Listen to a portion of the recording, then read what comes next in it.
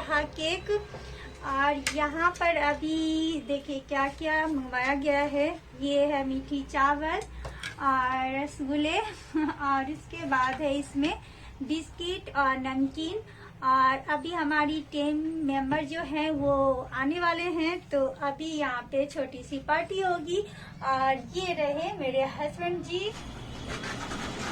ये रसगुल्ला है।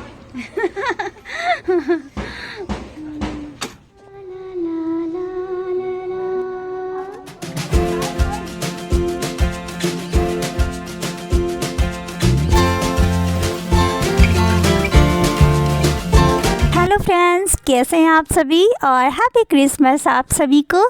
और आज मेरी पूरी कोशिश रहेगी कि मैं जितना ज़्यादा हो सके मैं दूसरों के चेहरे की मुस्कान बन पाऊँ। इसके लिए हम लोग निकल चुके हैं और सबसे पहले तो मैं भगवान जी का शुक्रिया अदा करूँगी कि आपने मुझे इस लायक बनाया है कि मैं किसी की चेहरे की मुस्कान बन सकूँ। तो देखिए यहाँ पे बन रहे हैं बेसन के लड्डू। तो हम लोग अभी प्रसाद के लिए लड्डू ले लिए हैं और हम भगवान जी का शुक्रिया अदा करेंगे और उसके बाद हम अपनी मंजिल की ओर चलेंगे।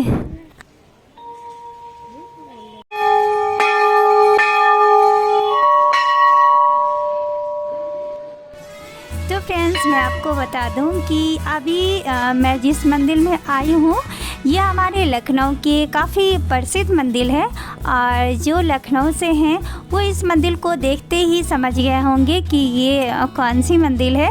तो हम लोगों ने दर्शन कर लिए। और यहाँ पर ना अभी मंदिर का जो है ना कुछ काम भी चल रहा है अभी। तो यहाँ पे कुछ मज़दूर यहाँ पे काम कर रहे थे।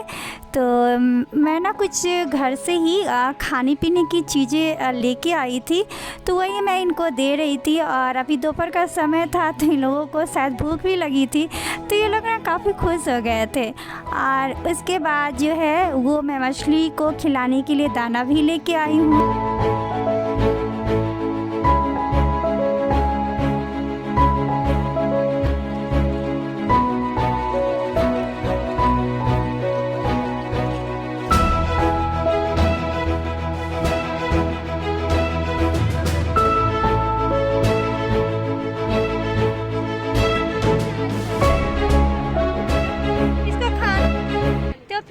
हम लोग मंदिर में दर्शन करने के बाद और यहाँ पर अभी मछली को दाना खिलाने आए हैं। और यहाँ पर मछली बहुत सारी है। हाँ बेटा। और माहिर देखिए ये हंस को बिस्किट खिलाने।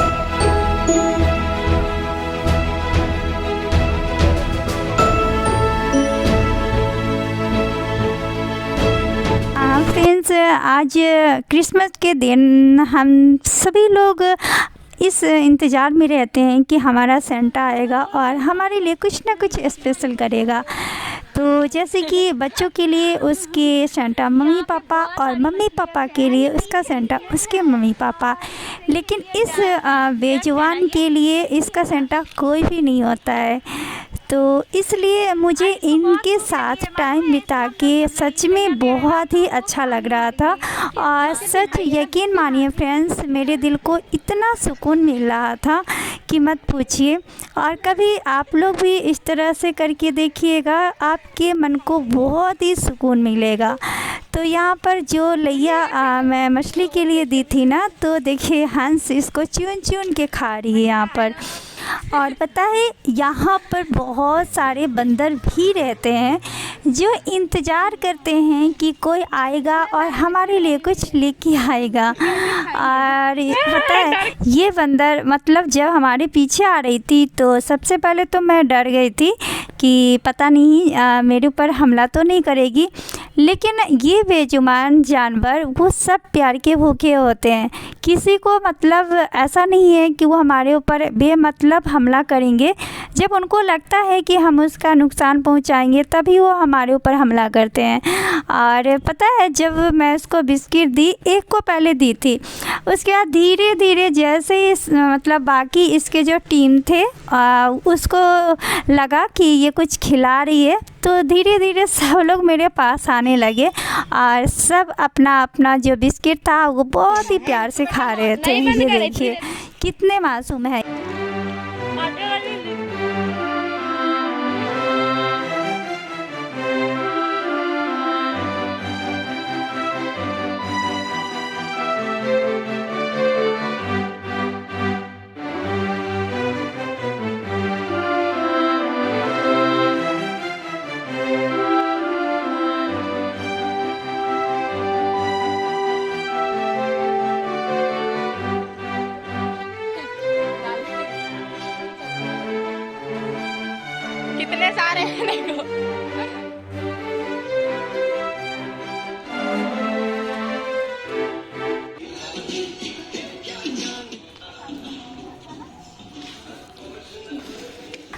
फ्रेंड्स, हम लोग हमेशा अपनी जीवन से दुखी होते हैं कि भगवान को हमेशा हम लोग कोसते रहते हैं कि आपने मुझे ये नहीं दिया, आपने मुझे वो नहीं दिया, मुझे इस चीज़ की प्रॉब्लम होती है, मुझे उस चीज़ की प्रॉब्लम होती है।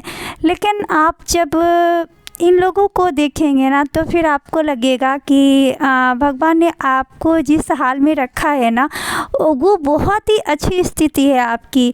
यहाँ पर तो कुछ लोग 2 वक्त की रोटी खाने के लिए भी उनको इंतज़ार करना पड़ता है कि कोई आएगा और उनको मतलब कुछ देगा खाने के लिए जिससे कि वो पेट भर सकेंगे। तो बहुत बुरा लगता है देखकर कि इस समाज में समाज में नहीं, इस दुनिया में बहुत सारे ऐसे भी लोग हैं जिनको 2 वक्त की रोटी भी आराम से नसीब नहीं होता है। तो जब भी मौका मिले इन लोगों के लिए कुछ करने का तो सभी को करना चाहिए। और यकीन मानिए कि उस दिन आपके मन को इतना सुकून आएगा और जब आप रात में सोओगे ना तो आप बहुत ही गहरी नींद में सोओगे। तो यहाँ पे देखिए बहुत सारी महिलाएं थी ना, जब मैं इनको दे रही थी इनके लिए ना मैं बिस्किट और बहुत सारे चॉकलेट ले गई थी। तो पता है ये लोग क्या कह रहे थे, मैं मतलब जब बराबर से ही सबको दे रही थी, मुझे लग रहा था कि ऐसा ना हो किसी को ज़्यादा हो जाए, किसी को कम हो जाए या किसी को मिले ही ना। तो जब मैं किसी को जैसे दे रही थी ना तो वो लोग क्या बोल रहे थे कि बेटा मतलब मेरे जो पोता पोती हैं वो इतने हैं तो एक टॉफी में ना उन लोगों में लड़ाई हो जाएगी, तो आप मुझे ना 2 और दे दो। तो सुनकर बड़ा अजीब लग रहा था मुझे। तो पता है मैं फिर से दोबारा से फिर टॉफ़ी ख़रीद के लाई और उन लोगों को मैं बहुत सारा दी कि आप ले जाओ, और ये लोग बहुत ज़्यादा खुश हो रहे थे।